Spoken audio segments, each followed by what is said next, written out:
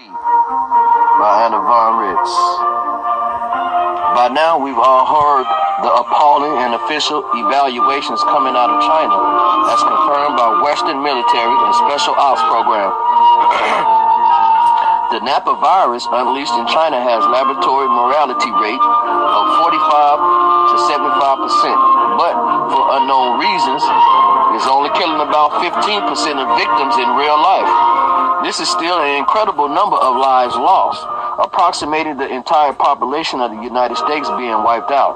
Imagine everyone you know together with their hopes and dreams, their skills, their love affairs, their quirks, their sense of humor, their pet peeves. Think of them all dying over the period of a few months. Think of what it would be like in terms of disruption to families and work routines, and even just dealing with all the dead, but still affected bodies. No way to even give them a decent traditional burial. Yes, of course, China will be devastated, and hardly anyone will be left untouched. Their export markets will be interrupted and their factories shut down for months at a minimum. Their export facilities and packaging systems will have to be super sanitized to ensure that the deadly virus is not being exported along with widgets, and everyone concerned will have to be satisfied that it's safe to trade with China again. But as bad as this is, it was meant to be far worse. The perpetrators brag that they foresaw a 45 to 75% mortality rate.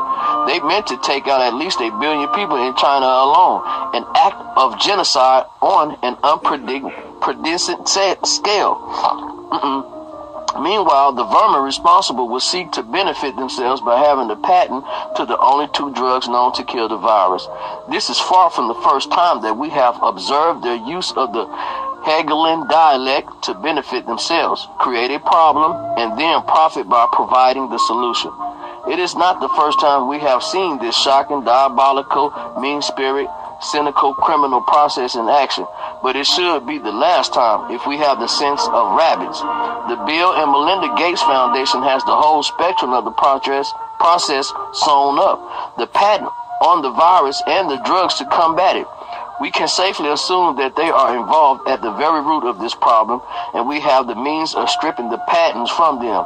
There are many evil men who sit in our corporate boardrooms and think that they are immune from the public law, safe and insulated from any retaliation ever at all. That's what they think. So, think some more yourselves. When was this unleashed? A few days after Trump and China inked a new independent trade deal that didn't allow the rats to profit and manipulate things, and which didn't require the Chinese government to kick back its exchange rate profits to the Rothschild central banks. Okay, Trump and the U.S. military-industrial complex had no reason to undermine this happy resolution to mutual problems. China had even less reason to do anything to obstruct a full steam ahead trade relationship with the United States of America. When the dust settles, you will see that the guilty parties are, once again, rogue elements in the CIA working with the rogue elements in the British M16, funded by the usual suspects, including the Bill and Melinda Gates Foundation, and all operating under the conveniently named Umbrella Corporation, aka the business arm of the trust. And they do have reason to obstruct the new United States of America China trade deal, because it undermines their hegemony and control of trade policies and currency markets. So they are taking their revenge and obstructing the trade deal at the same time. They are promoting their business interests and venting their insane population control agenda. Now look at the Umbrella Corporation logo. It looks like you are looking down on the top of an open red and white alternating section umbrella. But what else does it look like?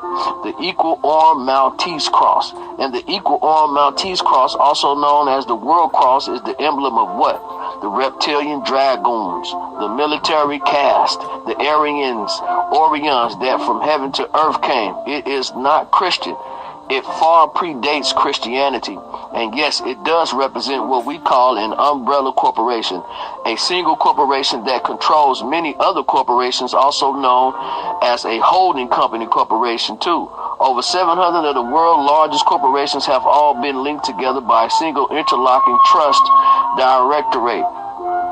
all operating under the more or less concerted direction of the Roman Curia.